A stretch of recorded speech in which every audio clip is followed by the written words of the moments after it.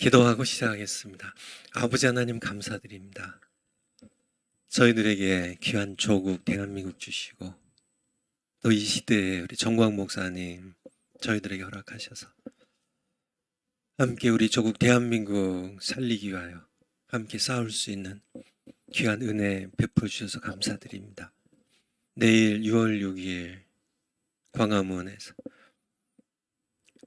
국민대회가 열리는데 정말 하나님께서 많은 주의 백성들, 대한민국 사랑하는 귀한 백성들 모아주셔서 반드시 예수한국 복음 통일 이룰 수 있도록 은총 베풀어 주시옵소서. 이 시간 저희들 계속 설교와 말씀 듣기 원합니다. 우리에게 말씀해 주시옵소서. 우리가 복음 붙잡고 최후 승리를 얻을 때까지 선한 싸움 싸우겠습니다. 귀한 종 감사드리며 예수님 이름으로 기도하옵나이다. 아멘. 내일 오후 1시에 광화문에서 정말 압도적인 숫자가 모여야 돼요. 그러니까 많이 모이면 좋지만은 지금 그러니까 이 민노총과 또 이 좌파 세력들이 계속 지금 모이잖아요.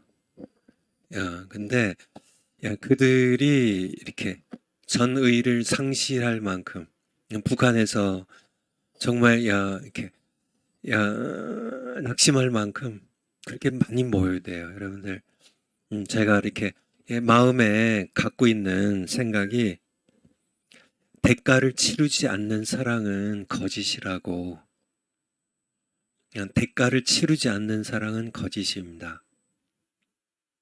십자가의 예수님의 사랑 보세요. 대가를 치르시잖아요.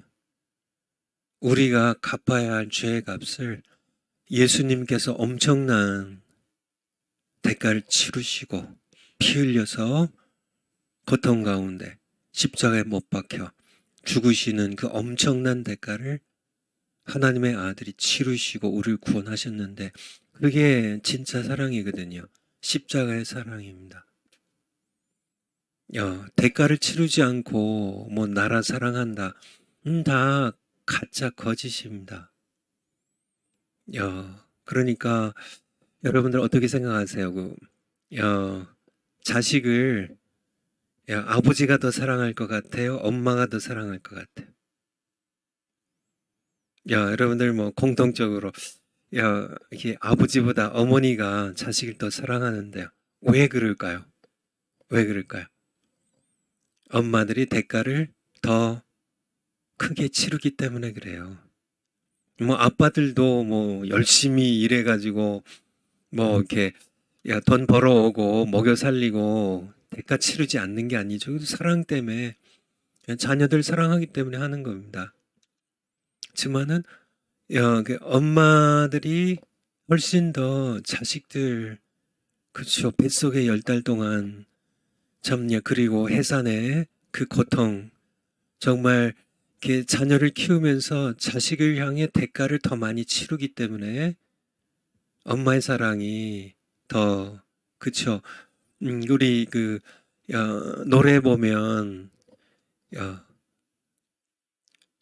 어머니의 사랑에 대해서는 높고 높은 이게 어떻게 되죠? 높고 높은 하늘이라 말들 하지만 나에게는 높은 것이 또 하나 있다고. 어머니의 사랑 정말 이렇게 그렇게 하늘에 비교할 만큼 그렇게 대가를 치르는 우리 조국 대한민국을 여러분들 사랑하신다면 정치인들처럼 말로만 뭐 애국 애족 뭐 대한민국 사랑을 외치고 실제로 땀과 눈물 흘려서요. 정말 싸우고 정말 대가를 치르고요. 그렇게 할 때는 쏙 빠지는 제가 목회할 때도 그런 분들이 많더라고요. 말로 할 때는 뭐 앞장서서 뭐 교회를 엄청 사랑하고 예수님 엄청 사랑하는 것처럼 하는데 실제로 땀을 흘리고 정말 이렇게 대가를 치러야 될 때 시간을 쏟고 자신의 재물을 정말 드리고 정말 이렇게 어떤 고통을 감수해야 되는 대가를 치를 때는 쏙 빠지는, 제가 이렇게 이 얘기할 때, 제가 미국에서 목회할 때, 이 얘기할 때, 생각난 장로님이 한 분 계시는데, 어, 이름은 거명하지 않겠습니다. 그런 분이 장로님 가운데 계시고, 뭐, 성도님들 가운데 당연하죠. 힘든 일에는 쏙 빠져요. 근데 말로 할 때는 그분만큼 교회 사랑하는 분이 없을 만큼 앞장서 얘기하는데, 그런 거를 예수님 말씀하시기를 외식한다고, 위선자라고, 그렇게, 그쵸. 요번에 내일도 마찬가지입니다, 여러분들. 뭐 전국에서, 뭐 광주에서, 목포에서, 뭐 전주에서, 뭐 대구에서, 부산에서, 뭐 강원도에서, 뭐 전국의 각지에서 심지어는 뭐 제주도에서도 올라오실 텐데, 여러분들 대가를 치르는 만큼 여러분들이 조국 대한민국을 사랑하는 거고요. 하나님께서는 바로 여러분들의 그 헌신을, 여러분들의 희생과 정말 대가를 치르는 그런 조국 사랑을 하나님께서 산 제물로 받으시고, 그리고 반드시 예수 한국 복음 통일 이루어 주실 줄 그렇게 믿습니다. 강의 계속 하는데요. 파워포인트 올려주실래요? 복음 설교를 계속해야 하는 이유, 이제 전 시간에 다루었는데요.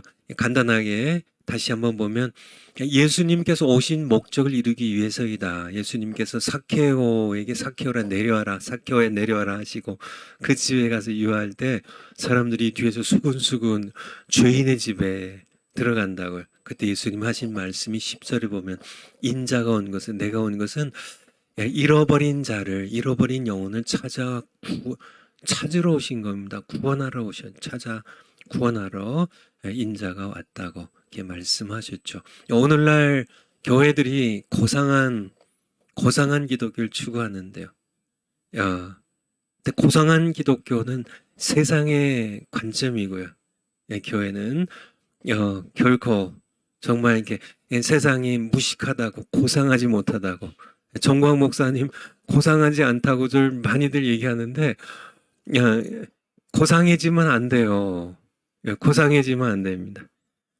세상은 지금 계속 뭐 이렇게 점잖고, 뭐 고상하고, 뭐 좀 이렇게 그렇게 세련되고, 뭐 현대인의 뭐 지성인들처럼 이렇게 예절 바르고 뭐 이런 게 나쁘다는 게 아니라, 그냥 기독교가 당신 죄인이라고, 예수 안 믿으면 불신자 지옥 간다고, 죄 회개하라고 이런 복음을 외치지 않으면, 세상은 그렇게 외치면 아까도 얘기 드린 것처럼 무식하다고, 예수 천당 불신지옥이 무식하다고요. 무식하다고. 근데 성경적으로는 그 무식한 그 복음 전파가 맞아요. 전혀 틀린 거 없습니다. 요즘은 지옥 얘기를 안 해요, 목사님들이. 세련된 목사님들이, 고상한 목사님들이 지옥 얘기를 안 해요. 계속 성도들이 이렇게 좀 이렇게 듣기 좋아하는 그런 설교만, 그렇게 고상한 설교. 당신 죄인이라고 회개하십시오. 당신 회개하지 않으면 당신 지옥 갑니다. 예수님 믿으세요. 주인 노릇하던 죄 회개하시라고. 예수님을 주인으로 영접하고 왕으로 영접하고 예수님의 주대심에 복종하라고 그렇게 외치지 않는 오늘날 목사님들, 고상한 목사님들, 회개할 분들은 바로 고상한 목사님들 당신들입니다. 그래서 복음 설교를 계속 해야 된다는 얘기입니다. 파워포인트 다음 거요. 다음 거.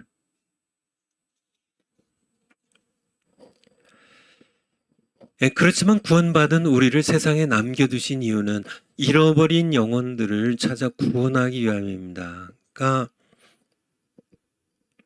우리가 세상에 왜 남아있나? 그렇죠. 우린 구원받았는데 구원받았는데 왜 남아있나?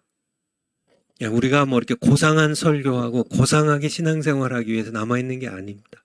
잃은 영혼들 위해 싸우기 위해서요. 그들 우리가 침묵하면, 우리가 고상하게 설교하면 지옥 갈, 그쵸, 지옥 가죠. 당신 죄인이라고 회개하라고 외치지 않고요.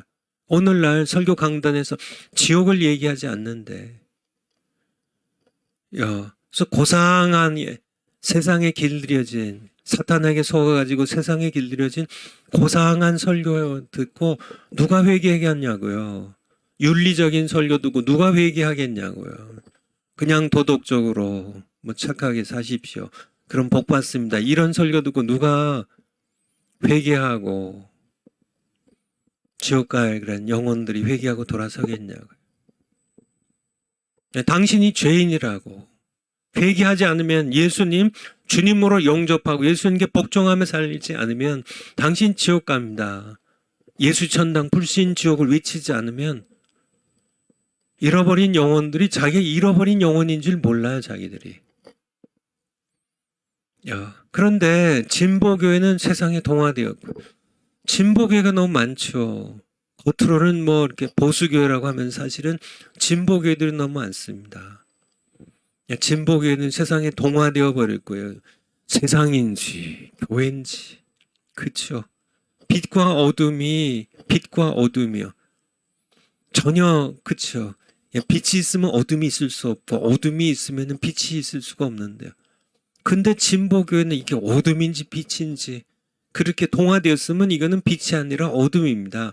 진보교회는 세상이에요. 교회가 아닙니다. 교회 간판 내리세요. 그렇죠? 교회가 아닌데 왜 버젓이 뭐 주체사상 무슨 김일성 뭐 찬양하면서, 그렇죠? 예수님은 이름만 거론하는 그런 무늬만 교회가, 모터로 교회라는 간판이요. 거기다 주사파 종교라는 간판 붙여야지. 그리고요, 뭐 주사파 좌파 교회가 아니라 할지라도 세상에 동화된 교회들, 거기에는 죄인을 회개하라고 외치질 않아요. 죄라는 말을 언급을 회피합니다. 지옥이라는 말 언급을 회피해요. 하나님의 의의 심판에 대하여 언급을 회피합니다. 그냥 철학적인 얘기, 신학적인 얘기, 여러 도덕적인 얘기, 세상에서 어떻게 평화롭게 잘 사는지 이런 얘기들 구구절절히 하지만 그건 설교가 아니라니까요. 앞서 말씀드린 것처럼 두 가지 설교밖에 없어요. 회개하라고요. 회개하라고. 천국이 가까웠다고. 복음 설교입니다. 구원 설교, 전도 설교 하나고요. 다른 하나는 믿고 구원받은 신자들에게 예수님 닮아가라는 양육 설교의 두 가지밖에 없어요. 그렇지만은 진보 교회는 복음 설교도 없고 회개하라는 복음 설교도 없고 예수님을 닮아가도록 그렇게 가르치는 양육 설교도 없고요. 그저 그냥 불교에서, 힌두교에서 이슬람교에서 이맘이 여러 강연하는 것처럼 좋은 얘기 하지만은 죽은 영혼이 회개하고 구원받는 그런 설교는 없다는 얘기예요. 진보교회는. 그런데 보수교회는요, 여러 가지 현상들이 보수교회는 많지만 그 중에 하나가 세상과 담을 쌓았습니다. 진보교회는 아예 세상과 동화되어서 세상인지 교회인지 모를 만큼 동화되니까 세상을 구원할 수 없고요. 보수교회는 복음을 외친다고 하면서도 세상과 담을 쌓았기 때문에 잃어버린 영혼들을 그럼 누가 구원하냐고요. 진보교회도 아니고 보수교회도 아니면 누가 구원하냐고요.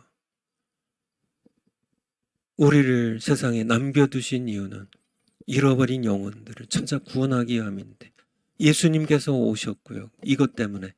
그리고 우리를 남겨두셨는데, 요한복음 한번 17장 15절 볼까요? 요한복음 17장 15절. 요한복음 17장 15절. 예. 예수님께서 십자가 지시기 전에 아버지께 기도한 내용입니다. 십자가 지시기 바로 직전이에요. 내가 비옵는 것은 예수님께서 아버지께 기도드린 내용입니다. 저희를 저희가 누구예요? 신자들이에요. 예수님 믿고 구원받은 신자들. 저희를 여기 14절 보면 저희가 누군지 나오죠. 내가 아버지의 말씀을 저희에게 주었사오매 세상은 불신자들의 세상이고요. 저희는요 예수님 믿고 구원받은 신자들이에요. 세상이 저희를 미워하였사오니 이는 내가 세상에 속하지 아니함 같이 우리도요 신자인 우리도 세상에 속하지 아니함을 인함이니이다. 15절에 내가 비옵는 것은 저희를 세상에서 데려가시기를 위함이 아니요. 그러니까 우리가 세상에 속하지 않았는데 14절에 세상에 속하지도 않은 우리를 데려가시면 좋은데 예수님께서 우리 구원받은 우리를 싹 데려가시면 얼마나 편해요. 그냥 그쵸. 아버지의 나라 천국 가가지고 영원히 편안하게 살면 되는데 이 세상에 왜 예수님 데려가시지 않고 왜 우리 그냥 놔둬가지고 우리가 이 세상에서 고통도 당하고 뭐 암도 걸리고 뭐 온갖 세상에 악한 것 다 정말 다 당하고 그렇게 우리가 왜 이 세상이 어두운 세상 죄와 악이 있는 세상 살인이 있고 미움이 있고 정말 비난과 온갖 세상에 죄악들이 탐욕에 더러운 것들이 있는 이 세상에서 좀 데려가시지. 예수님 14절에 있는 것처럼 우리가 세상에 속하지도 않았는데 왜 데려가시지 않아가지고 왜 이렇게 우리 속을 썩이시냐. 근데 여기 보세요. 그 15절에 보면 그 이유를 하시는데 우리를 예수님 믿는 구원받은 우리를 세상에서 데려가시기 위함이 아니요. 데려가시지 않는데요. 오직 악에 빠지지 않도록 세상 속에 있는데요. 악에 빠지지 않게 보존하시기를 위함이니이다. 그러니까 또 16절에 또 얘기하시네요. 내가 세상에 속하지 아니함 같이 저희도 세상에 속하지 않았는데 18절에 아버지께서 나를 세상에 보내신 것 같이 나도 저희를 세상에 보내었고 그러니까 이 일을 위해서요. 그러니까 우리를 세상에 그러니까 예수님께서 세상에 뭐 하러 오셨어요? 누가복음 19장 10절에 아까 본 것처럼 인자는 잃어버린 자를 찾아 삭개오처럼 죄인들을 찾아 잃어버린 자를 찾아 구원하려고 예수님 오셨다고요. 그게 아버지께서 예수님을 그래서 보내셨죠. 근데 예수님도 우리를 세상에서 데려가시지 않고 세상에 아예 밀어 넣으셔서 세상에서 너희는 좀 있다가 와라. 그렇게 세상에 보내었고 20절에 구체적인 이유가 내가 비옵는 것은 이 사람들만 위함이 아니요 또 저희의 말을 인하여 나를 믿는 사람들도 위함이니 바로 여기에 이유가 나와 있죠. 그러니까 우리를 딱 데려가면 세상에 지옥 갈 영혼들은 복음을 들을 수가 없잖아요. 예수님께서 복음을 가지고 하늘나라에서 복음을 가지고 세상에 우리를 구원하시기 위해 오셨던 것처럼 예수님께서는 또한 우리를 세상에 보내셔서 싹 데려가시면 세상은 예수님도 승천하시고 우리도 싹 데려가시면은 누구한테 복음 듣고 구원받겠어요? 전부 지옥 가야죠. 그러니까 예수님께서는 가시기 전에 우리에게 너희는 온 천하에 다니며 만민에게 복음을 전파하라고 우리를 세상에 속하지 아니한 우리를 세상에 남겨두고 단지 악에서 보존하시고 우리까지 어둠에 물들고 죄악에 물들면 우리가 사명 감당 못하고요. 그러니까 악에서 보존하시되 우리를 세상에 보내셔서 우리의 말을 인하여 예수님을 믿고 구원받을 사람들도 위함이니 그러니까 우리가 이 땅에 남아있는 이유는 뭔가요? 우리의 말을 듣고 예수님 믿고 복음 듣고 구원받을 그 사람들 위해 우리는 이 땅에 남아있는 겁니다. 목사님들 정말 하나님께서 부르신 참 목사님이시라면 목사님이 이 땅에 남아있는 이유는 목사님이 복음을 전해서 잃어버린 영혼들이 목사님 통해 복음 듣고 예수님 믿고 회개하고 예수님 믿고 구원받아서 하나님 자녀로 거듭나게 하기 위해서, 복음 설교하게 하기 위해서 바로 목사님이 이 땅에 남아 계신 것이란 사실을. 그러므로 복음 설교하시라고요. 다른 설교하시지 말고, 양식이 아닌 설교하지 마시고 복음 설교하시라고. 복음 설교하시라고. 바로 우리를, 목사님을 이 땅에 남겨두셨다는 게 복음 설교해야 된다는 얘기입니다. 파워포인트를 한번 다시 가볼까요? 그래서 교회는 세상의 미움을 받아도 세상을 구원하는 교회가 되어야 됩니다. 그러니까 세상은 복음을 전하면 미워해요. 예수님도 세상을 구원하러, 잃어버린 영혼들을 구원하러 오셨는데 세상이 미워해요. 세상이 미워해요. 하지만은 예수님의 복음을 듣고 구원받을 사람들은 구원받습니다. 오늘날도 마찬가지입니다. 복음을 전하면 싫어해요. 왜 우리가 죄인이냐. 그렇게 왜 교회방 가면 죄인 취급해서 기분 나빠서 교회 못 가겠다고. 그렇게 세상은 복음을 전하면 이렇게 빛을 바라면 두 가지 반응이 나옵니다. 회개하고, 빛을 바라면, 복음의 빛을 바라면 회개하고 예수님께 돌아오는 사람이 있고, 빛을 바라면 빛을 미워하면서 어둠 속으로 더 깊이 들어가는 사람이 있죠. 요한복음에 나와 있는 거 사도행전에 계속 반복되는 내용입니다. 오늘날도 마찬가지죠. 어느 선교지에 가나, 대한민국 어느 교회나 복음을 전하면 두 가지 반응이에요. 제가 아까 얘기 드렸죠. 목사님들 가운데도 신자가 아닌 사람들이 있다고요. 아직 하나님 앞에, 예수님 앞에 정말 내가 죄인입니다. 나는 불쌍한 죄인입니다. 내 죄를 용서해 주세요. 내 죄를 용서해 주지 아니하시면 나는 지옥 갈 수밖에 없습니다. 내 죄를 위하여 예수님 십자가에 피 흘려 죽으신 건 내가 믿습니다. 예수님 내 안에 들어오셔서 내 왕이 되어주시고 내 주인이 되어주시고 내 삶을 다스려 주세요.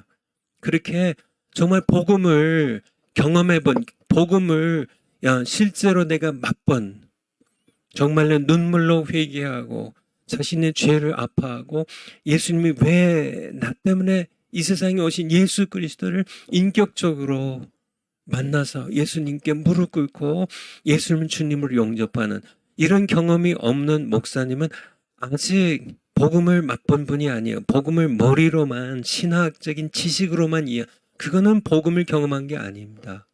가짜 사과를 먹는 것처럼 진짜 사과를 맛봐야죠. 살아계신, 나 위에 죽으시고 부활하셔서 지금 여기 살아계신, 말씀하시고 찾아오시는 예수 그리스도를 인격적으로 만나는 그런 이 복음의 경험이, 그게 복음이잖아요. 주 예수를 믿으라. 그리하면 너와 네 집이 구원 얻으리라. 이것이 그저 말로만 선포된 건가요? 아니죠. 이것은 주 예수 그리스도를 소개하는 중매자입니다. 지금 여기 빌립보 감옥의 간수 그 앞에 정말 부활하신 예수 그리스도께서 지정이 가지신 인격체로서 정말 살아계신 하나님으로서 예수님이 오시고 예수님을 주님으로 믿고 영접하라는, 거기에 이제 회개하고 죄악을 회개하고 눈물로 회개하고 예수님 주님을 영접할 때 그때 구원이 일어나는 거죠. 구원이 일어나는 거죠. 그러니까 목사님들 가운데도 아직 목사님 되기 이전에 신자가 아닌 목사님들이 계시다니까요. 신자가 아닌 신학교수들이 엄청 많다니까요. 신학교수인데 아직 신자가 아니에요. 아직 회개하라, 천국이 가까웠느니란 예수님의 이 복음 선포가 아직 마음에, 머리로만 그냥 지성으로, 지식으로만 이해했지 마음으로 와서 부딪혀서 내가 눈물로 회개하는 그런 경험이 없는 그러한 분들은 아직 복음을 모르는 분입니다. 예수님의 십자가를 아직 모르는 분이에요.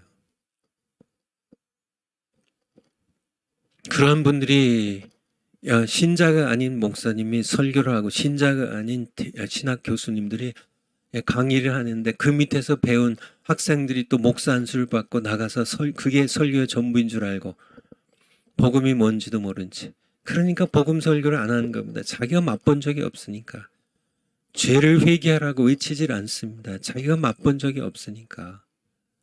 그래서 도덕적인 설교, 그래서 세상적으로 철학적인, 신학적인, 문학적인 그런 설교, 뭐 그런 거가 설교 전부인 것처럼 착각하며 하는 많은 사람들이 있는데 정말 복음을 선포하면 목사님들도 그래요. 그러니까 아직 신자가 아닌 목사님, 제가 그렇게 얘기해도 될지 모르겠지만은 하나님께서 그렇게 말씀하신다고 저는 그렇게 개인적으로 믿습니다. 세문안교회 목사님 같은 그러한 분들, 그분들에게 회의하십시오. 정말 회의하십시오. 아직 당신은 살아계신 하나님의 아들로 예수님을 만나지 못했습니다. 그렇잖아요. 그 이상 목사님이란 분이 본인의 교회에서 어느 날 수요일 날 저녁 때 예수님은 사생아라고 그렇게 설교를 했대요. 그런 이야기를 제가 들었습니다. 그 교회에 속한 어느 분으로부터 들었어요. 그래서 교인들이 항의를 하니까 그러니까 설교를 그 수요일 설교를 싹 내린 게 아니고 그 설교는 그냥 놔두고 그 예수님은 사생자라고 한 그 부분만 딱 잘라내고 올렸더래요. 아니 본인이 믿는 대로 그냥 놔두면 왜 또 잘라내요? 그분의 정체입니다. 그분의 정체. 그분은 신자가 아니에요. 그분에게는 예수님은 주는 그리스도시요 살아계신 하나님의 아들 그런 고백이 있는 목사님은 아닙니다. 그분에게 예수님은 사생자예요. 마리아가 불륜을 범해서 태어난 그런 사생자로. 그게 자유주의 신학자들이 가르치는 거거든요.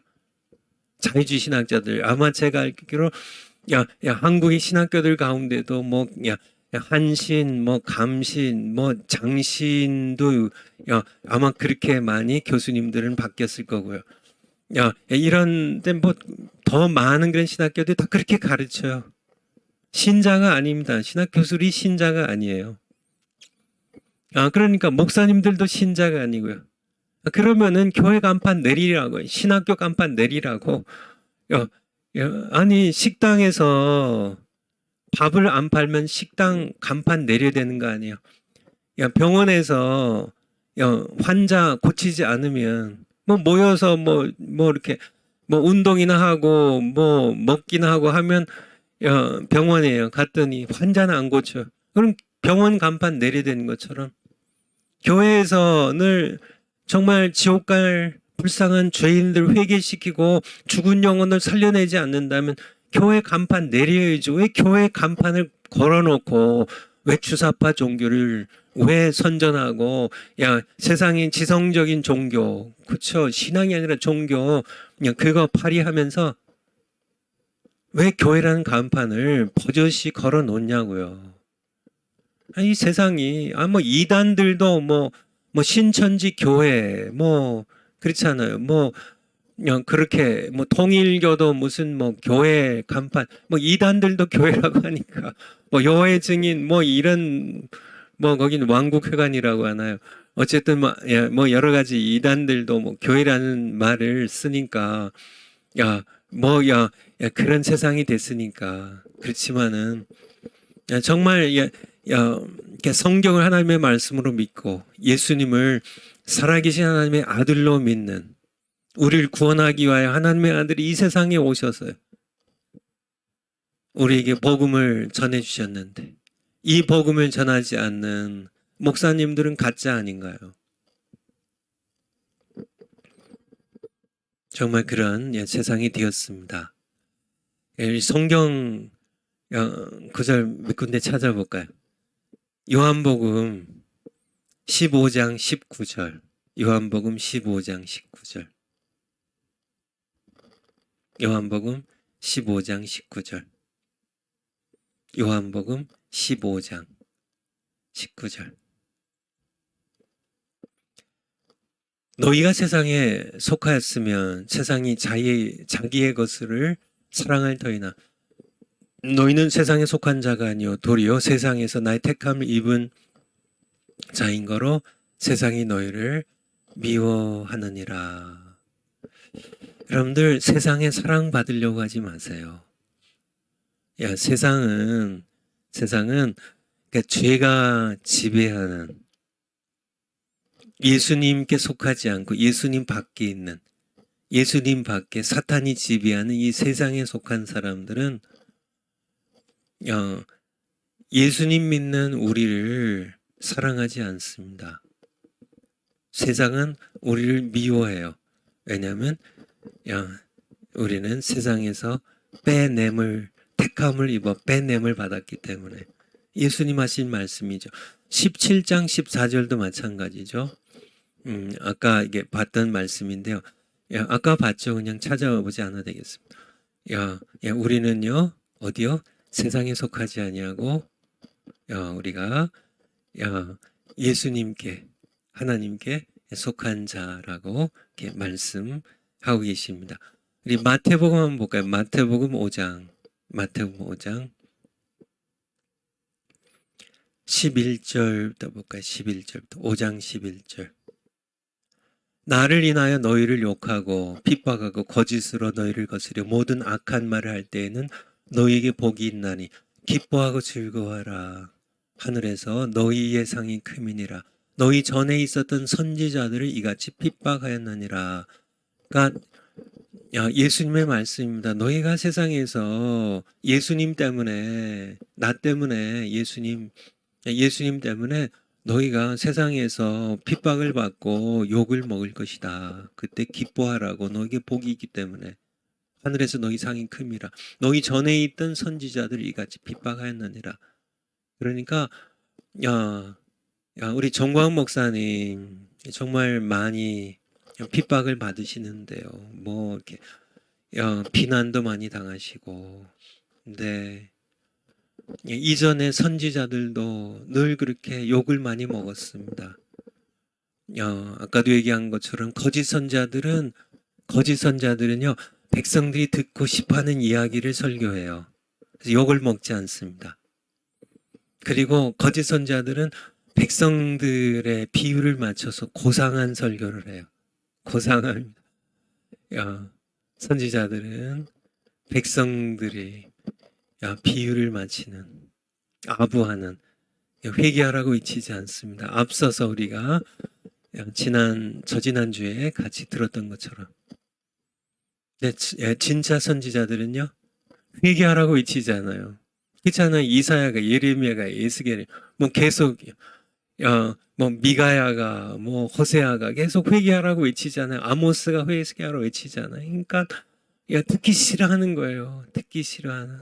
그러니까 아모스는 원래 남쪽 유다 왕국 출신인데 하나님께서 죄가 더 많은 우상 숭배가 더 성행하는 북쪽 이스라엘 왕국에 가서 외치라고 이렇게 보내시잖아요. 그러니까 듣기 싫어하는 거예요. 더욱이 북쪽 이스라엘 왕국의 왕에게 아부하고 백성에게 아부하는 거짓 선자들이 또 이 아모스 선자를 미워하는 거예요.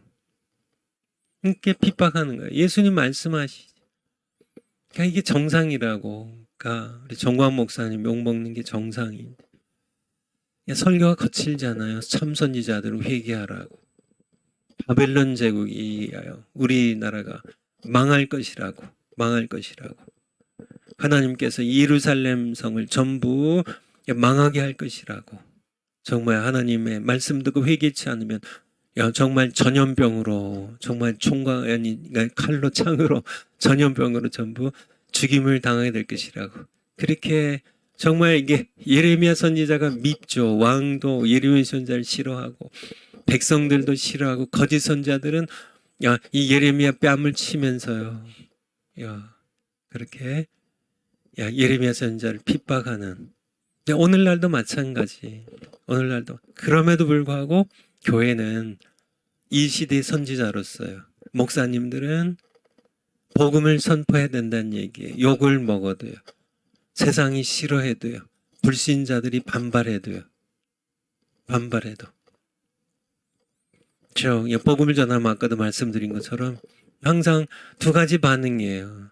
정말 믿지 않을 것 같은 사람도 성령의 역사에 따라서 회개하고 돌아오는 그런 빛을 보면 어둠에 거하던 죄인들, 죽은 영혼들이 빛을 보면 반응을 보여서 회개하고 돌아오는 그런 사람이 있는가 하면 택하신 자들이죠. 오히려 빛을 바라면 어둠 더 깊이 들어가면서 빛을 미워하고 빛을 핍박하는 그런 반응을 보이는 이 두 가지 반응입니다. 어디 가나 마찬가지예요. 어디 가나. 목사님들이 그런데 이 미움 받을까봐, 핍박 당할까봐, 교인들 밖으로 나갈까봐 그들에게 비유 마치는 아부하는 설교, 회개하라고 외치지 못하는 목사님들. 그런 목사님들, 미움은 세상에서 미움을 받지는 않겠지만 당신들은 하나님 앞에 설 때 하나님의 심판을 받게 될 것입니다. 심판을 받게 될 것이. 우리 성경 구절 우리 마지막으로 한번 요 장을 떠나기 전에 디모데후서 1장 7절 한번 볼까요? 디모데후서 1장 7절. 디모 1장 7절. 하나님이 우리에게 주신 것은 두려워하는 마음이 아니요 오직 능력과 사랑과 근신하는 마음이니. 8절에 그러므로 내가 우리 주의 증거와 또는 주를 위하여 갇힌 자 된 나를 부끄러워 말고 오직 하나님의 능력을 쫓아 복음과 함께 복음 전파하면서 고난을 받으라. 하나님의 능력을 따라서 복음을 선포하면서 고난을 받으라고 사도 바울이 순교를 앞둔 노사도 사도 바울이 젊은 믿음의 아들 디모데에게 고난과 함께 복음과 함께 고난을 받으라고 그렇게 말씀하고 있습니다. 오늘날 우리에게도 동일하게 말씀하는 거죠. 여러분들 두려워하지 말고 부끄러워하지 말고 오직 하나님의 능력을 쫓아 복음과 함께 고난을 받는 여러분과 제가 되기를 원합니다. 파워포인트 다음 거요.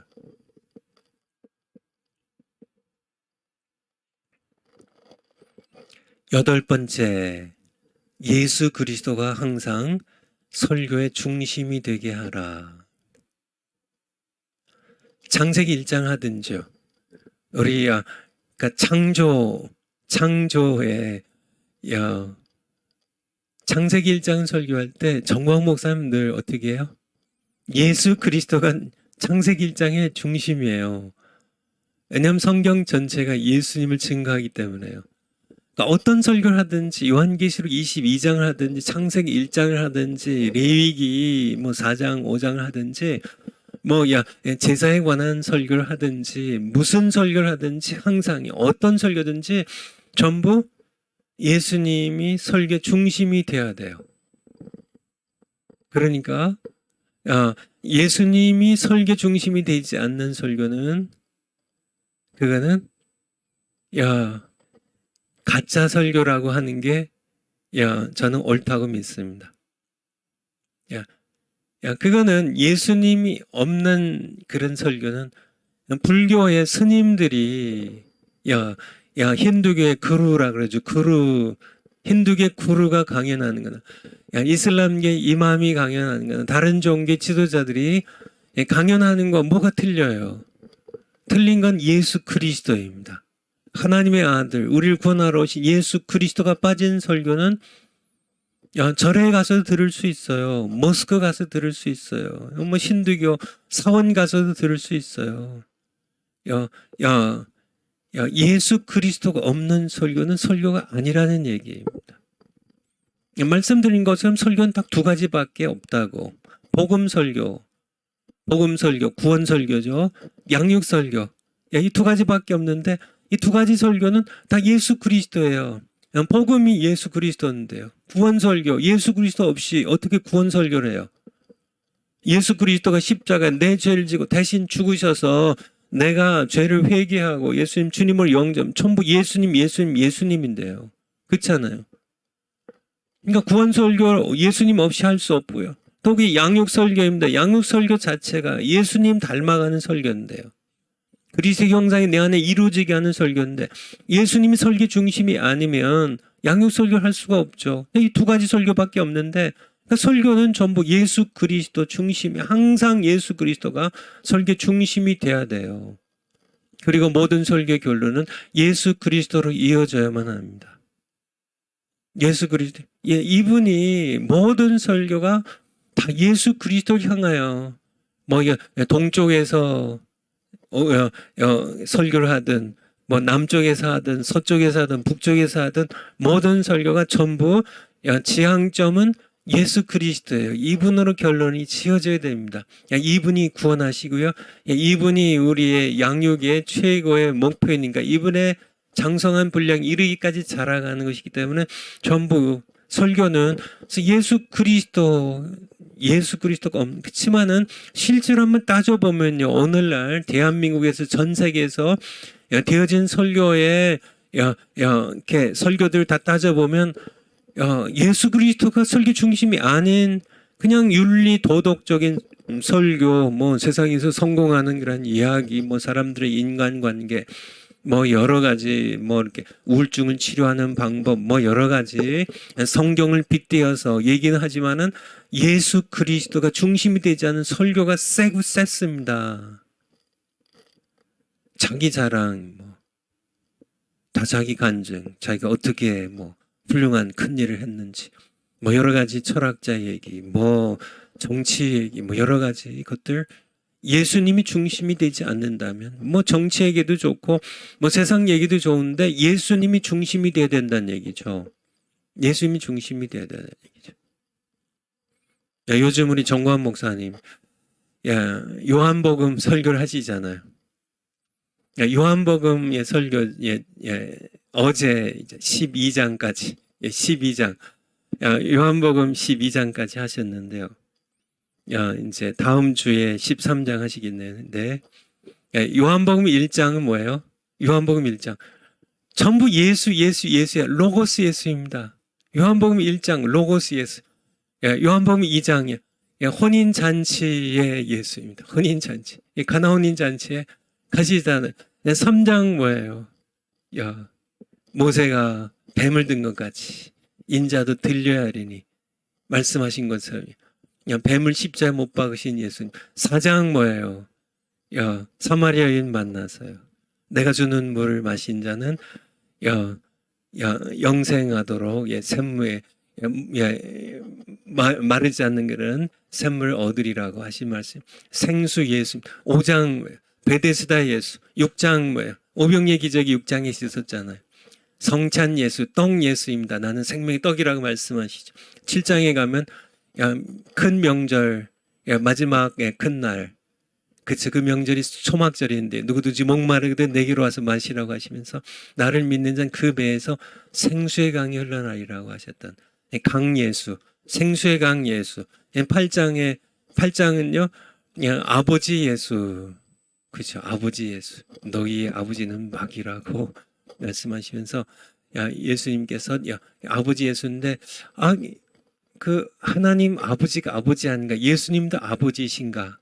이제 성경에 정광 목사님의 설교가 성경의 근거를 가지고 있죠. 예수님이 아버지 예수예요. 아버지 예수. 한번 성경 한번 찾아볼까요? 이사야서 9장 6절. 메시아 예언이거든요. 9장 6절. 메시아 예언입니다. 메시아 예언.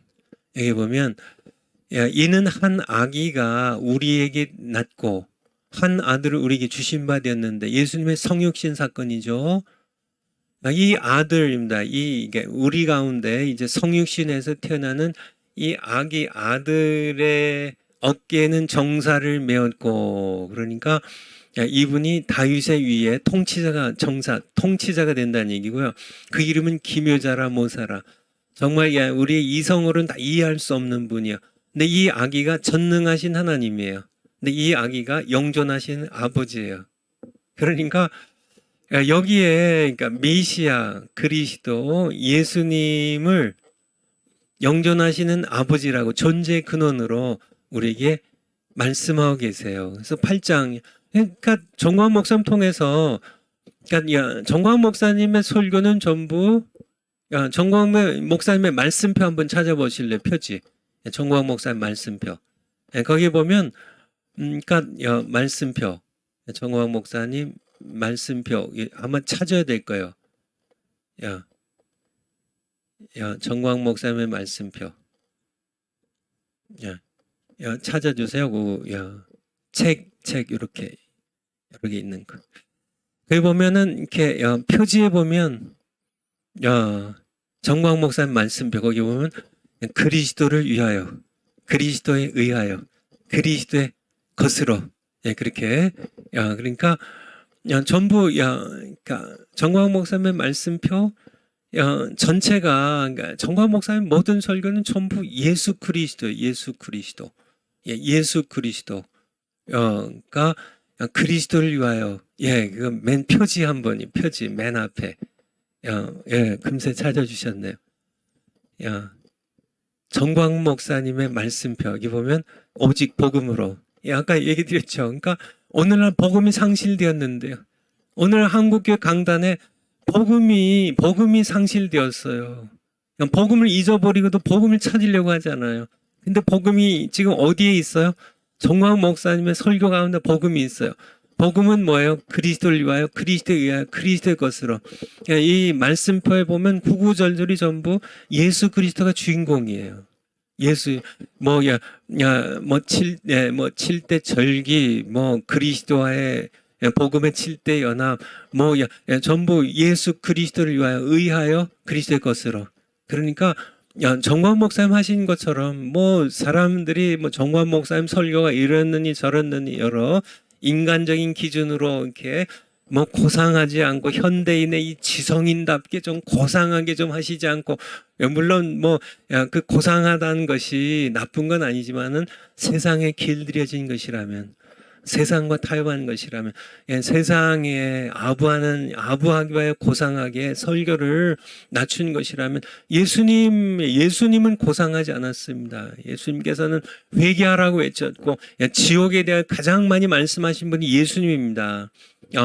세상에 요즘 현대의 지성인들이 생각에는 예수님은 정말 고상하지 않은 분으로 예수님은 그렇게 살아있는 그런 하나님의 말씀을 선포하는 뱀들아 독사의 새끼들아 그렇게 예수님께서는 강렬하게 죄인들이 회개하는 걸 원하셨지 고상하게 해서 바리새인들 비유도 맞추고 그렇죠. 여러 세상의 사람들에게 거슬리는 얘기하지 않고 요즘 목사님들의 그 강남 목사님들 고상한 지성인 목사님들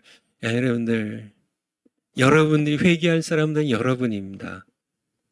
그냥 예수님처럼 무식하게 하세요. 무식하다는 건 고상한 채 하지 마시고 그렇게 성도들을 비유나 맞추면서 그렇게 참여 성도들에게 세상에게 사랑이나 받고 성도들에게 칭찬이나 듣기 위해서 하는 그런 설교 하다가 여러분도 지옥 가지만은 여러분 때문에 지옥 갈 참 무수하게 여러분 따라다니는 양떼들이 지옥 가는 건 당신들이 책임이나 질 수 있겠냐고요.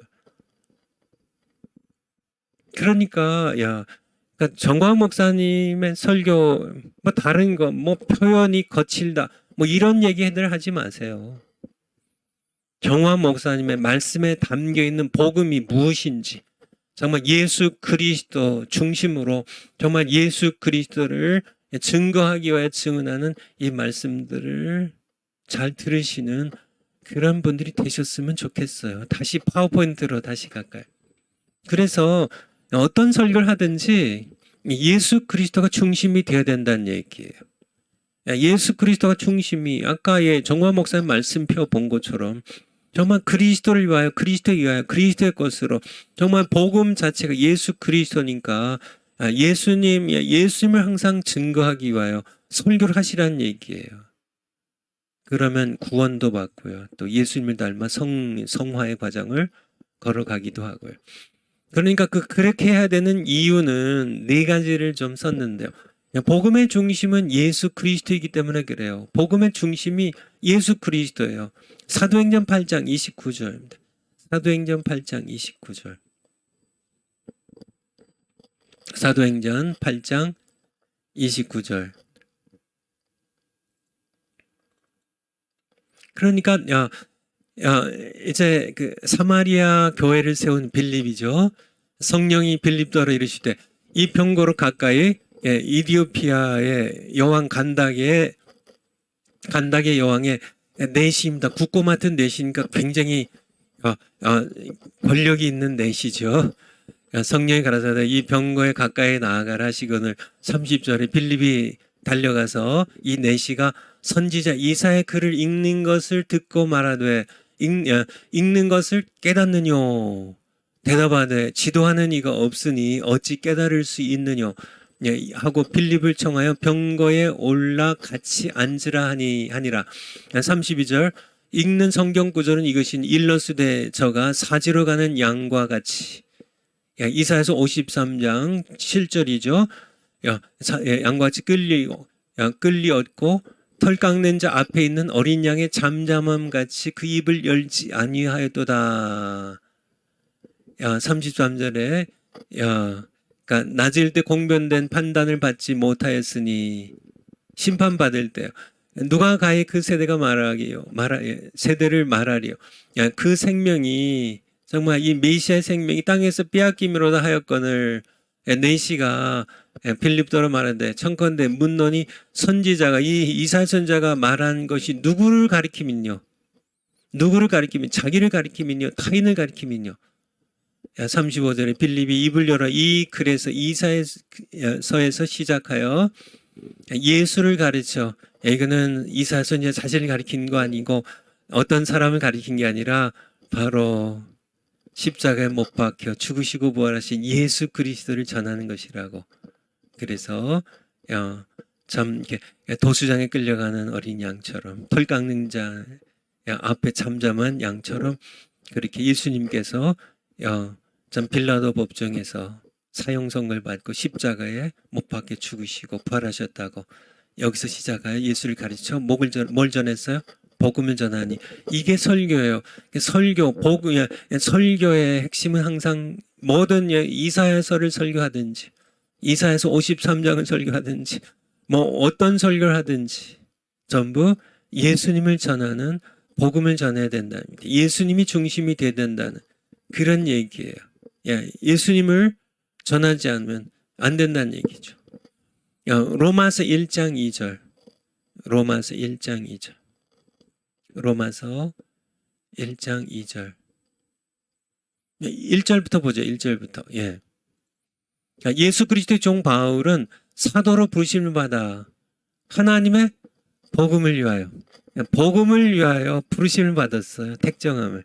그래서 복음이 바로 예수 그리스도죠. 2절에 이 복음은 하나님의 선지자들로 말미암아 그의 아들에 관하여 성경이 미리 이사야서에 약속하시고 창세기 1장에서 약속하시고 계속 말씀하신 창세기 3장에서 말씀하시고 여인의 후손으로요. 레위기서 출애굽기에서 6월절에 어린 양으로 말씀하시고 아들에 관하여 성경이 미리 약속하신 것이라. 이 복음은 예수 그리스도에 관한 거예요. 복음은 예수 그리스도 빼면은 복음은 껍질밖에 남지 않아요. 복음은 예수 그리스도.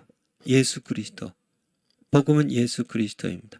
마가복음 1장 1절 뭐죠? 마가복음 1장 1절. 마태복음 1장 1절은 아브라함과 다윗의 자손 예수 그리스도의 세계라 이렇게 하는데 마가복음 1장 1절은요. 하나님의 아들 예수 그리스도 복음의 시작이라 이렇게 나옵니다. 그래서 마가복음이에요. 복음.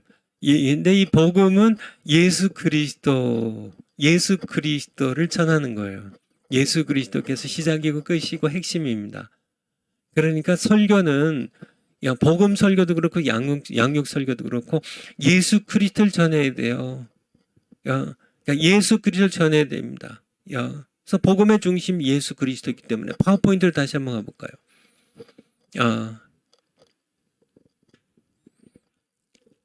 그러니까 모든 설교에 예수 그리스도께서 중심이 돼야 되고 늘 모든 설교는 다 예수님이 중심이 돼야 되는데 첫 번째 이유가 복음의 중심이 예수 그리스도이기 때문에 두 번째는요. 설교의 본문인 성경 자체가 모두 예수 그리스도를 증거하기 위해 기록되었기 때문에 그렇습니다. 성경 구절 이거는 많이 찾아봤죠. 요한복음 5장 39절에 보면 너희가 영생을 얻는 줄 알고 성경을 상고하거니와 이 성경은 곧 내게 대하여 증거한 것이라고. 성경은 예수님을 증거하는 겁니다. 그러니까 성경 전체가요. 성경 전체가 예수님 증거하는 건데 누가복음 24장에 보면 예수님께서 엠마오라는 두 제자에게도 말씀하시고 또 다른 제자들이 다 같이 모였을 때도 그렇고 모든 모세와 모든 시편과 모든 선지자들이 예수님에 대하여 증언한 모든 말씀, 모든 성경은 예수 그리스도의 고난과 부활과 예수 그리스도를 증거하기 위해 기록되었어요.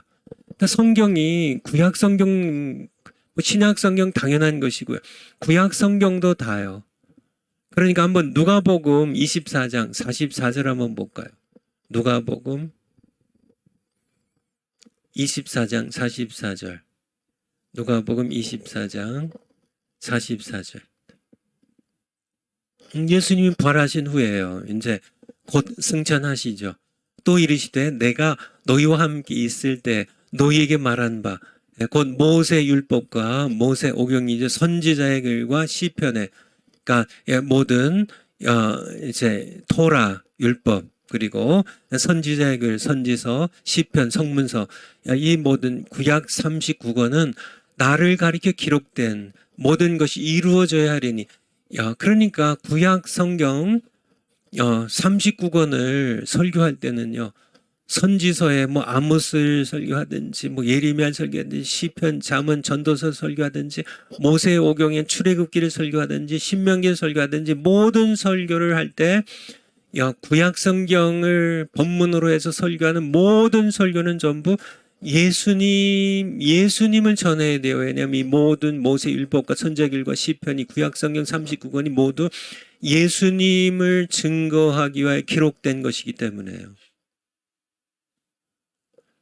그러니까 뭐 다윗에 대한 설교하고 다윗이 주인공이 되면 안 된다는 얘기예요. 다윗의 자손으로 이 땅에 오신 예수님으로 중심이 그러니까 다윗에서 시작이 되더라도 예수님으로 끝나야 되고 예수님이 중심이 되어야 된다는 얘기예요. 왜냐하면 모든 그런 성경이 뭐 구약 성경이 그렇다면 신약 성경 말할 것 없죠. 전부 모든 성경은 설교는 모두 예수님을 증거하기 위하여 예수님을 증거하기 위하여 우리 요한복음 20장 31절 한번 볼까요? 요한복음 20장 31절 요한복음 20장 31절 오직 이것을 기록함은 이것이 뭐예요? 요한복음이죠. 기록함은 확대하면 성경 66권을 기록하면 너희로 예수께서 하나님의 아들 그리스도이심을 믿게 하려 하며 또 너희로 예수님 믿고 그 이름을 힘입어 예수님의 이름으로 생명을 구원을 얻게 하려 함이니라. 성경이 기록된 그런 목적입니다. 예수님이 누구이신지를 창세기부터 시작됐어요. 모두 예수님이 누구이신지를 예수님이 하나님의 아들이시고 그리스도이심을 믿게 하고 그래서 믿어서 그 이름을 힘입어 생명을 영원한 생명을 구원을 얻게 하려 함이라고. 성경 그래서 기록된 겁니다.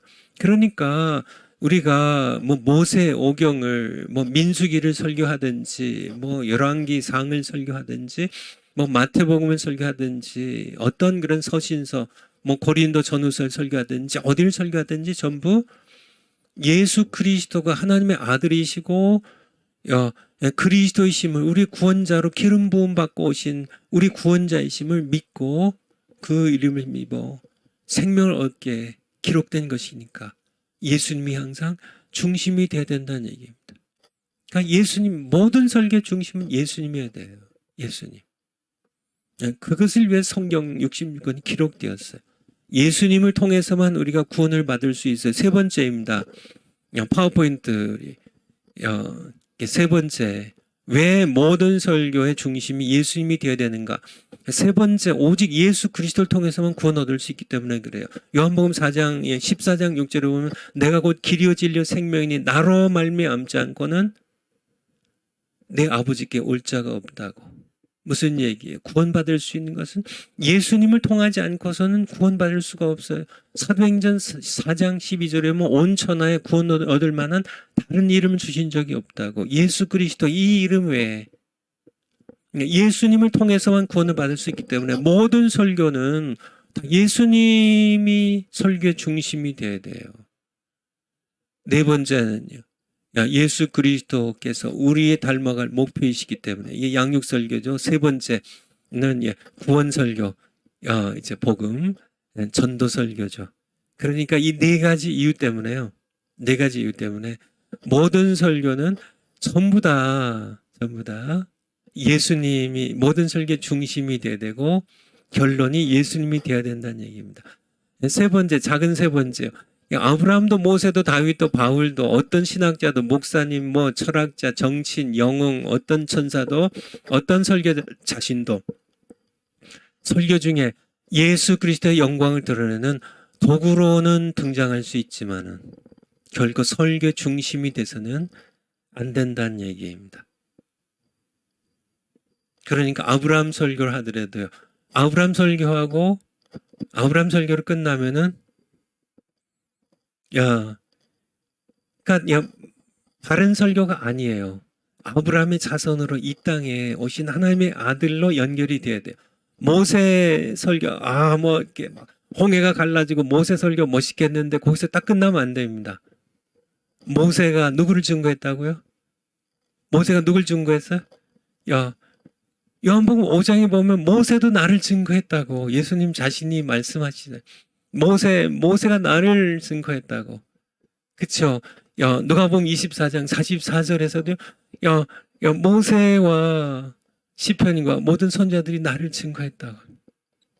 근데 모세만 얘기하고 모세가 증거한 예수 그리스도를 선포하지 않는다면, 그쵸? 완전히 그러니까 핵심이 없는 거죠. 다윗도 마찬가지고 바울도 마찬가지고. 바울은 복음을 위해서 택정을 받았는데 바울이 주인공이 아니에요. 바울은 예수님을 전하기 위해서 쓰임받은 도구에 불과합니다. 세례요한도 예수님을 증거하기 위해 오신 요한복음 1장이에요. 증인으로 쓰임을 받았을 뿐이죠. 하물며 어떤 신학자도 어떤 유명한 영웅 홍골도 그들이 설교 주인공이 돼서는 안 된다는 얘기입니다. 그것은 전부 다 자기 자랑이 되고 그것은 오히려 성도들을 미혹하는 그런 도구가 될 뿐입니다.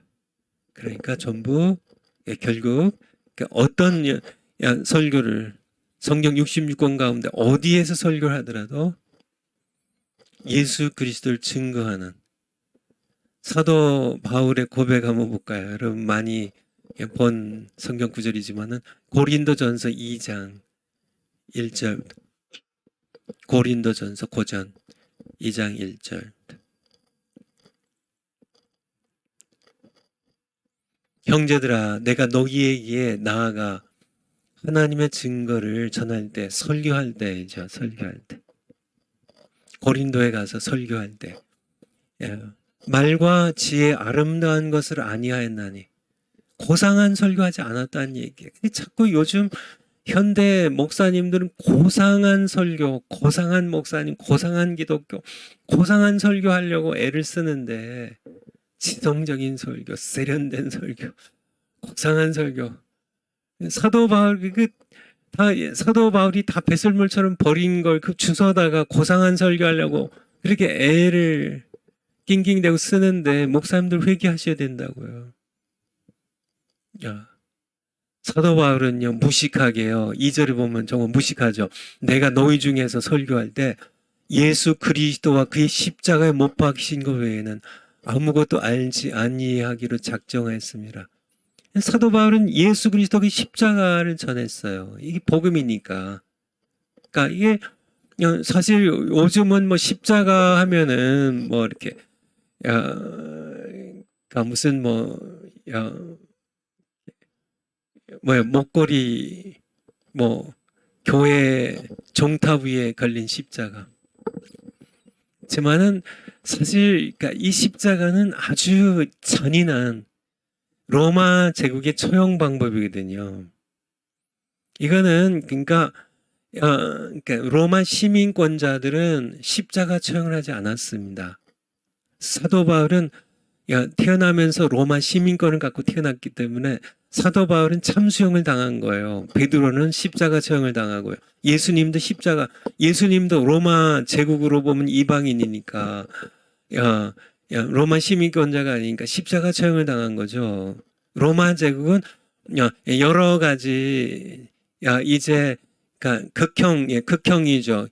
이 처형 방법이 있는데 그 중에 가장 고통스럽고 가장 수치스러운 십자가는 옷이 벗겨져서 채찍질 당하고요. 피투성이가 되어서 살갗이 찢어지고 흰뼈가 드러나도록 정말 이 채찍, 가죽 채찍에 이 뼈 조각, 이 납조각들이 달려가지고 살들이 멍이 들 뿐만 아니라 살갗이 찢어지고 피투성이가 되고 온몸을 알아볼 수 없을 만큼 그렇게 살이 찢기고 해서 그렇게 이제 된 그런 사람을 이제 십자가를 지고 걸어가게 하고요. 옷을 벗기고 그래서 예수님의 겉옷은 이 로마 군병들이 나눠 갖고 속옷은 통으로 짠 것이기 때문에 제비뽑아 나눠 가졌습니다. 그러니까 겉옷 속옷을 다 벗겨지셔서 사람들이 다 거기에 다 이렇게 사람들이 보기 좋은 언덕에서 처형을 해요. 왜냐하면 로마 제국이 공포심을 이렇게 로마 제국의 죄를 지으면은 이렇게 처형을 당한다는 공포심을 극대화시키는 그러니까 가장 강렬한 고통 가운데 그 목마른 가운데 가장 수치 가운데 그렇게 이제 못이 박혀서 피 흘려서 거기에 공중에 하늘과 땅 사이에 매어 달려서 조롱 속에 죽어가야 하는 죽을 때까지 목말라서 피를 뚝뚝 흘리면서 찢어지는 그런 발과 양손에 온몸이 거기에 못에 매달려서 찢기는 고통, 목마른 아픔 그렇게 이것이 로마인들에게도 그렇고요. 유대인들에게도 그렇고 이 십자가의 도는 미련한 것이고 거치는 것이라고요. 스텀블링 블락입니다. 걸려 넘어지게 하는 것이라고요.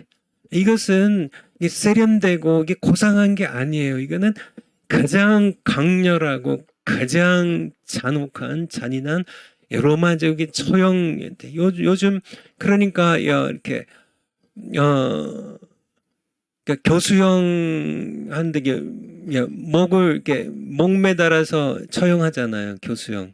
우리 한국은 이제 요즘 뭐 이렇게 사형을 집행을 안 하고 있지만은 이렇게 목을 매서 죽입니다. 사형수를요. 그러니까 이게 목을 매서 죽이는 이렇게 밧줄을 보면 그것 이렇게 소름 끼치죠. 왜 저런 잔인한 거를? 근데 목매 죽이는 건 아주 신사적인 처형 방법입니다. 이 십자가 처형은 그냥 비교할 수 없을 만큼 잔인하게 온갖 살갗을 다 찢고 그냥 그렇게 온갖 수치와 조롱 가운데 십자가에 그 찢기는 그런 살과 뼈 사이로 못을 박아서 매어달아 이렇게 죽이는 그러니까 사도 바울은 그러니까 예수 그리스도 그 십자가에 못 박히신 것 이거는 그러니까 굉장히 강렬한 겁니다. 그러니까 그렇죠. 예수님께서 십자가 못 박혀 죽으셨다는 거예요. 이게 사도 바울의 설교의 핵심이에요. 이것 외에는 다른 설교하지 않겠다는 이게 중심입니다. 이게 중심. 오늘날 목사님들 이렇게 해야 되지 않나요? 이게 무식한 설교인가요? 야, 예수 그리스도 그 외에 십자가 못 박이신 것, 이것이 설교 중심인 예수 그리스도. 이게 중심이 되지 않으면 여러분의 설교는 가짜입니다. 뭐 감동적이고 지성적이고 아주 고상하고 그런 설교 좋아하는 목사님들, 그런 설교하기 좋아하고 뭐 성도들에게 뭐 아부하고 비유 맞추고 듣기 좋은 설교, 듣기 좋은, 거스리는 설교하지 않고, 오늘날 한국 교회 강단이 그렇게 변질되었다는 얘기예요. 변질되어버린. 그런 오늘날에 참 이렇게 한국 교회 이게 복음이잖아요. 복음이 상실되었어. 복음을 잃어버렸는데 복음을 찾으려고 하질 않아요. 갈라디아서 6장 14절도 한번 볼까요? 갈라디아서 6장 14절. 갈라디아서 6장 14절. 여기서도 사도 바울이 같은 고백이죠. 그러나 내게는 우리 주 예수 그리스도 십자가 외에 결코 자랑할 것이 없으니. 그러니까 사도 바울이 설교할 때도 그렇고요. 사도 바울이 자기 자랑하나요? 자랑하지 않잖아요. 내가 그래도 뭐 학문적으로 내가 베스트 총독이 알아줄 만큼 내가 이 시대의 대학자고 내 스승이 가말리엘이고 내가 로마 시민권을 가진 자인데 당신들 뭐야? 내가 뭐 이렇게, 그쵸? 빌립보서 3장에서 내가 히브리인 중에 히브리요, 내가 율법적으로 흠이 없고 내가 바리새인이고 뭐 이런. 근데 그거는 자기 자랑하려고 한 게 아니라 그런 거 다 배설물처럼 버렸다고. 가장 고상한 짓이, 진짜 고상한 것은 예수 그리스도를 아는 겁니다. 예수 그리스도, 나를 위하여 십자가에 처절하게 못 박혀 죽으신 예수 그리스도를 아는 이 지식이 고상할. 예수님을 떠나서는 고상함이 있을 수 없어요. 우리가 사도 바울처럼 해야 되지 않겠냐는 얘기예요. 오직 예수입니다. 오직 예수. 우리의 모든 설교는 예수 그리스도가 중심이 되다는 얘기. 예수 그리스도를 중심하지 않는 설교는 설교가 아닙니다. 파워포인트 다음 거요.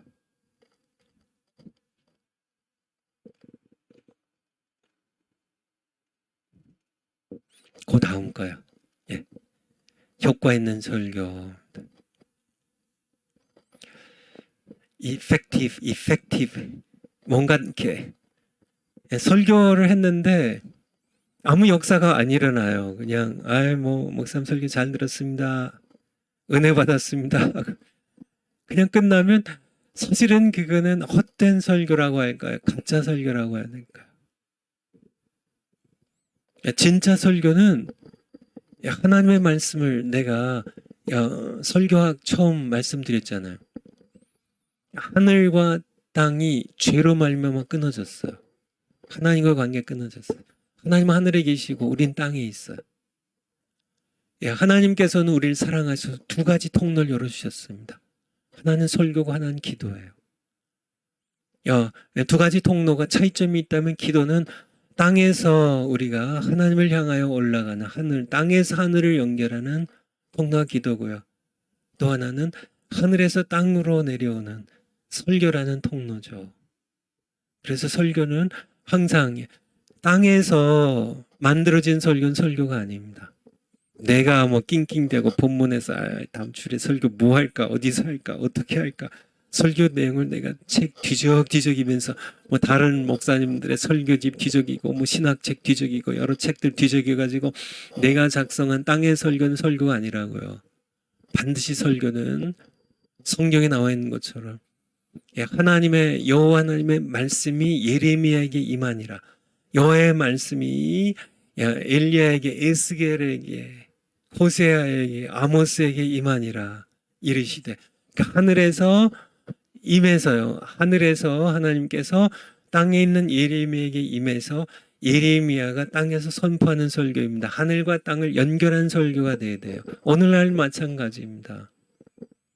하나님께서 성령을 통하여, 하늘에 계신 하나님께서 성령을 통하여 우리에게 말씀하시면 그 말씀을 우리가 땅에 있는 하나님의 백성들에게 전하는, 하늘과 땅을 연결한 설교가 돼야 되는데요. 땅에서 그냥 내가 낑낑대고 준비해서 내가 설교 어떤 설교 할까, 그거는 여러분의 강연이지 그거는 설교가 아니라는 얘기예요. 그리고 하늘과 땅을 연결한 하나님께서, 하늘에 계신 하나님께서 나를 통하여 땅에 있는 백성에 말씀하신 하늘과 땅을 연결한 설교는 반드시 효과가 일어나요. 역사가 일어납니다. 회개의 역사가 일어나든지, 회개하고 중생의 역사가 일어나든지, 예수 그리스도를 닮은 성화의 역사가 일어나든지, 무슨 역사든지 죄사함의 역사가 일어나고 무슨 역사가 일어나요. 역사가 일어나지 않는 설교는 설교가 아니란 얘기. 효과가 있어야 돼요. 효과가 있어야 돼요. 그러니까 모든 설교가 그러니까 우리 이사야서 한번 볼까요? 이사야서 55장 10절입니다. 이사야서 55장 10절. 이사야서 55장 10절입니다. 비와 눈이 하늘에서 내려서, 이게 비유적인 건데요. 하늘에서 땅을 연결하는 비와 눈, 이제 물질 세계에서 하늘과 땅을 연결하는 그러니까 두 가지 비와 눈이 하늘에서 땅으로 내려서 다시 하늘로 돌아가지 않고요. 땅을 토지를 적시어 싹이 나게 하며 열매가 맺게 하여 파종하는 자에게 종자를 주며 먹는 자에게 양식을 줌과 같이, 이게 비유예요. 비유. 그러니까 비가 하늘과 땅을 연결하는 거죠. 하늘에서 시작돼서 땅에 내려오는데 그냥 없어지지 않는다는 얘기, 그냥 하늘로 돌아가지 않는다는 얘기. 반드시 싹이 나게 하고 열매를 맺고 파종하는 자에게 종자를 주고 먹는 자에게 양식을 줌과 같이 뭔가 효과가 일어난다. 뭔가 역사가 일어난다는 얘기죠. 그것과 같이 11절, 이게 이제 위에는 비유고요. 내 입에서 나가는 말도 하늘에서 시작돼서 땅으로 연결하는 비와 눈처럼 내 입에서 나가는 말도 하늘을 시작돼서 땅에 내려오는데, 이게 설교인데 헛되이 내게 다시 그냥 돌아오지 않고 나의 뜻을 이루며, 땅에서 나의 뜻을 이루며 나의 명하여 보낸 일에 형통하리라, 효과가, 역사가 일어난다는 얘기입니다. 설교는 이래, 땅에서 사람이 그냥 낑낑대고 그래서 땅에서 하늘과 땅 연결한 설교가 아니라 땅에서 자기가 준비하는 그 설교도 아닌 설교를 하면 그거는 역사가 일어나지 않죠. 하나님의 말씀이 아니니까.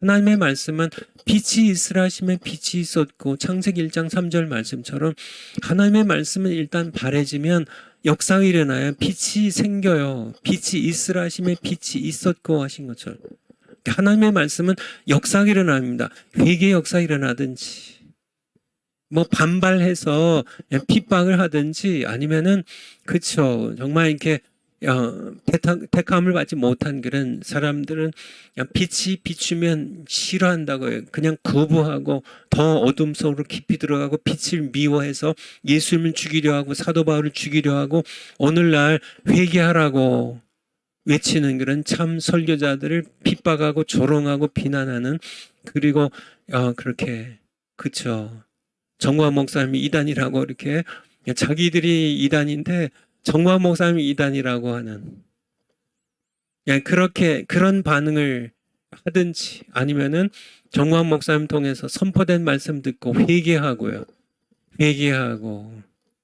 성령 받고 예수님 믿고 구원받아서 하나님 자녀가 되는 중생의 역사 일어나든지, 두 가지 반응이, 그러니까 반응이 없는 그런 역사가, 뭔가 이렇게 정말 싹이 나고 비가 내리고 눈이 와서 싹이 나고 결실을 하고 열매를 맺어서 정말 종자를 주고 정말 양식을 주는 그런 역사가 일어나는 것처럼 비와 눈이 내리면 하나님의 말씀도 이런 역사를 이루지 않으면 하나님의 말씀이 아니란 얘기예요. 헛되이 그냥 돌아가지 않는데 하나님의 말씀이라고 설교하고 설교를 했는데 아무 역사 일어나지 않으면 하나님 말씀이 아니라는 그런 말씀을 드리는 겁니다. 그래서 우리 파워포인트를 다시 한번 가볼까요? 그러니까 이제 효과 있는 설교를 하려면 첫 번째 회개의 중요성을 강조해야 돼요. 예수님 그렇게 하셨으니까. 회개는 심판을 넘어 천국에 들어가는 관문입니다.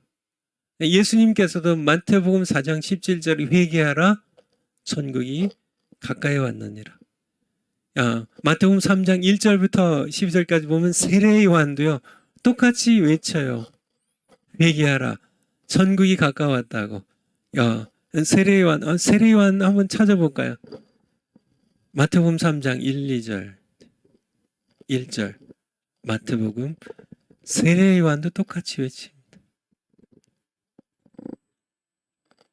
그때 세례 요한이 이르러 유대 광야에서 전파하여 가로되 2절에 회개하라. 예수님께서 4장 17절에 얘기하신 것처럼 선포하신 것처럼 회개하라. 천국이 가까이 왔느니라 하였으니 회개하라고. 6절 한번 가보죠. 6절.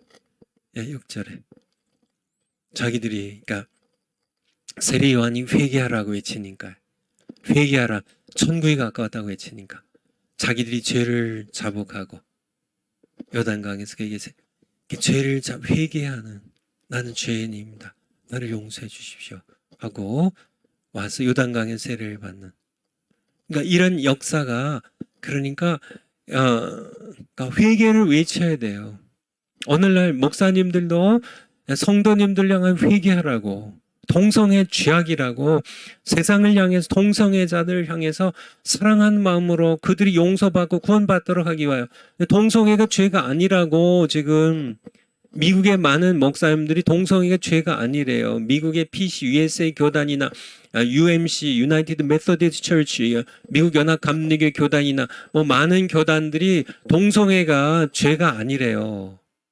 그리고 심지어는 동성애자들을 목사 안수를 해요. 동성애자 목사들이 지금 안수를 받고 있어요. 이게 지금 교회 현실입니다.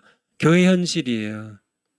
그러니까 한국에도 뭐 차별금지법으로 얘기하는 게 거기에 담겨 있는 겁니다. 교회에서 동성애 죄라고 설교하지 말란 얘기예요. 그거는 차별이란 얘기예요.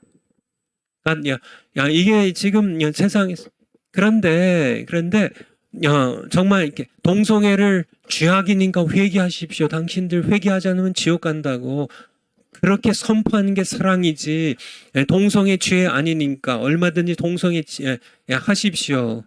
그렇게 그게 사랑인가요?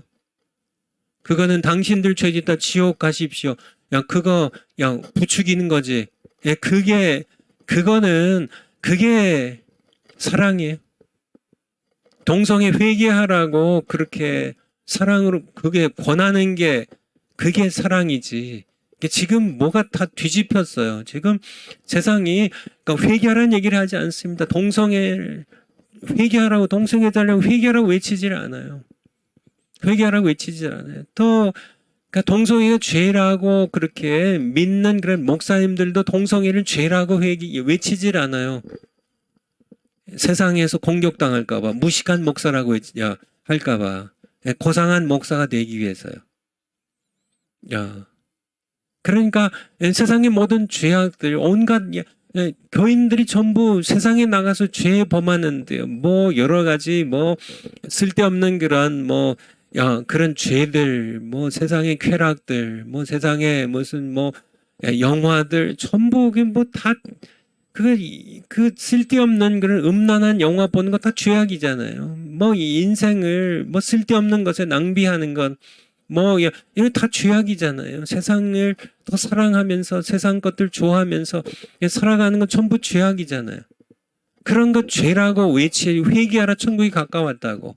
당신들 욕망 따라서 당신들의 성욕 따라서 당신들의 탐심 따라서 당신들의 권력의 욕망 따라서 정치인으로서 국회의원으로서 당신들이 국회의원의 3분의 1이 크리스찬이라고 하는데요. 그들이 지금 뭐 하고 있나요? 국회가 왜 이렇게 썩고 어두웠어요? 소금이 3분의 1이 된다면 국회가 정화돼야 되는 거 아니에요?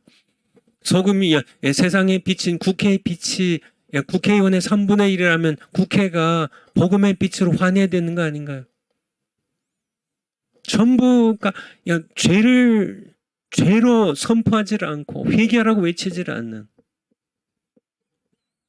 효과 있는 설교를 하려면 예수님이 하셨고 사도 세례 요한이 했던 것처럼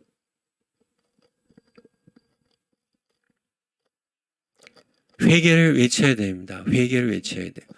사도행전 가보게. 사도행전 17장 30절. 사도행전 17장 30절. 사도 바울이 아테네죠. 아테네. 그리스 반도의 아테네 가서 사도 바울의 설교예요. 설교 내용 가운데 알지 못하던 시대에는 하나님이 허물지 아니하셨거니와 이제는 어디든지 사람을 다 명하사 뭐하라고요? 회개하라 하셨으니. 회개하라는 얘기입니다. 아테네 당신들 아테네 헬라 철학의 핵심 근거지입니다.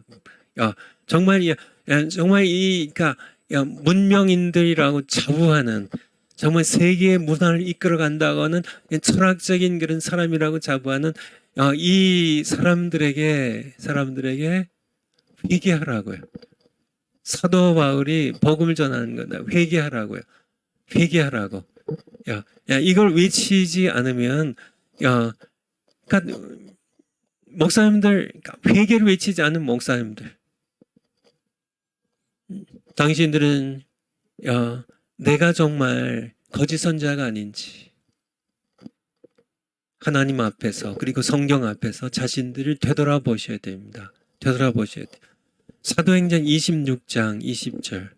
사도행전 26장 20절. 사도행전 26장 20절. 사도 바울의 증언입니다. 다메섹에와 또 예루살렘에 있는 사람과 유대 온 땅과 이방인에게까지 회개하고 하나님께로 돌아가서 회개 합당한 일을 행하라 선전함으로. 좀 사도 바울의 이제 증언이죠. 재판 자리에서요. 그러니까 사도 바울을 부르신 이유는 사람들 회개시키려고. 유대인뿐만 아니라 이방인들까지, 다메섹에부터 예루살렘에까지 모든 사람들에게 회개하고 하나님께 돌아가서 회개 합당한 일을 하라고, 그렇게 살아가라고. 그러니까 사도 바울은 부르심 자체가 복음 전에서 회개하고 천국 백성으로 거듭나라는 이 복음 전한 것, 이것을 위하여 사도 바울은 순교하기까지 걸어갔던 겁니다. 성경 구절 한 권만 더 보고 말씀 마치죠. 로마서 2장 3절. 로마서 2장 3절. 이런 일을 행하는 자를 판단하고도 같은 일을 행하는 사람아, 네가 하나님의 판단을 피할 줄로 생각하느냐. 4절입니다. 혹 네가 하나님의 인자하심이 너를 인도하여 회개케 하심을 알지 못하여 그의 인자하심과 용납하심과 길이 참으심의 풍성함을 멸시하느냐. 5절. 다만 네 고집과 회개치 아니하는 마음을 따라 진노의 날 곧 하나님의 의로우신 판단이 나타나는 그날에 임할 진노를 네게 쌓는도다. 회개에 대하여 회개하실 때요. 고집 가지고요. 내가 총신 나왔는데, 내가 그래도 유명한, 내가 그래도 그냥 큰 교회 목회하고, 내가 뭐 이렇게, 뭐 그렇게 다 필요 없습니다. 회개치 않았으면 당신 가짜예요. 목사님에도 상관없고요. 아주 뭐 유명한 교회, 아주 유명한 교회 목사님에도 소용없습니다. 회개치 않았으면 목사인 줄 모르겠지만 신자가 아니면 당신 지옥 갑니다. 정말 회개치 않으면 진노의 날입니다. 하나님의 의로우신 진노의 심판 그날에 여러분에게 하나님의 진노를 쌓을 뿐이에요. 유대인들도 마찬가지, 바리새인들도 마찬가지, 오늘날 목사님들도 마찬가지. 회개가 중요합니다. 정말 먼저 회개하라 천국이 가까웠다고 하신 예수님의 복음 선포처럼, 천국 복음 선포처럼 회개하시고 나는 죄인입니다. 나는 불쌍한 죄인입니다. 나를 용서해 주세요. 예수님의 십자가의 피로 씻어 주세요. 예수님은 주님으로 영접합니다. 내 안에 오셔서 나를 다스려 주세요. 이렇게 회개하고 다가온 천국을 내가 받아들이는 여러분 되시고요. 그래서 회개하고 거듭나셨으면 성령 세례 받으시고요. 설교할 때 회개하라 외치세요. 오늘날 현대인들이 듣고 싶어 하지 않든 듣고 싶지 않죠. 고상하지 않다고 무식하다고 그렇게 하더라도 예수천당 복음 불신지옥을 예수천당 불신지옥을 외치세요. 회개하라 천국이 가까웠다고 외치세요. 그러면 마지막 날 하나님께로부터 칭찬이 있을 겁니다. 기도하고 마치겠습니다. 아버지 하나님 감사드립니다. 정말 한국 교회 강단에 복음이 실종되었습니다. 하지만은 복음을 잃어버리고도 찾으려고 하지 않습니다. 우리가 복음을 한국 교회 강단에 다시 회복하기 원합니다. 우리를 써주시옵소서. 예수님의 이름으로 기도하옵나이다. 아멘. 내일 화요일 날 오후 1시에 광화문에서 뵙겠습니다. 여러분들. 내일 뵙겠습니다. 감사합니다.